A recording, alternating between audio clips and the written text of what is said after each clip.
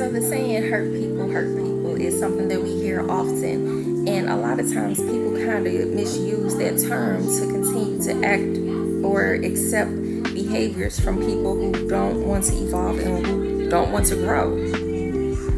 So what I mean by that is that yes, hurt people, but it gets to a point where you have to ask yourself, do you want to continue in the energy of going around hurting people that's never done nothing to you, mind you? You're doing this to people that you feel carried the same energy and frequency that you did when somebody chose to hurt you. So you have to ask yourself, do I want to continue in that same energy of being that person that goes around hurting people because I'm hurt? We got to take a look into that, because those are demonic energies and entities and frequencies that are attached to people because of a specific trauma.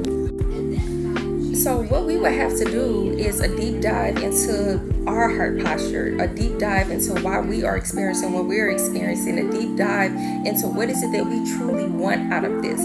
Because for me personally, I am the queen of what Satan means for my harm. The Most High always turns for my greatest and highest good. Because although I go through things, although I have been through a lot, I instead wanted to heal from that. Instead, I wanted to learn what it was that I needed to learn from that so that I can evolve and grow and not do to others what was done to me.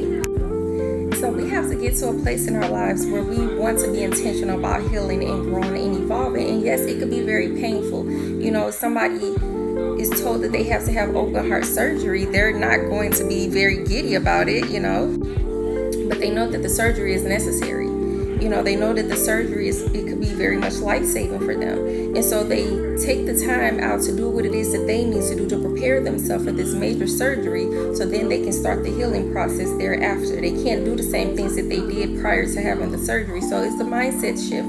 And then it's a heart posture. We have to be very intentional about healing, evolving, and growing for our greatest and highest good. We can do this. It's just one step at a time. Don't try to look at anybody else's journey and try to compare yourself, because there is no comparison.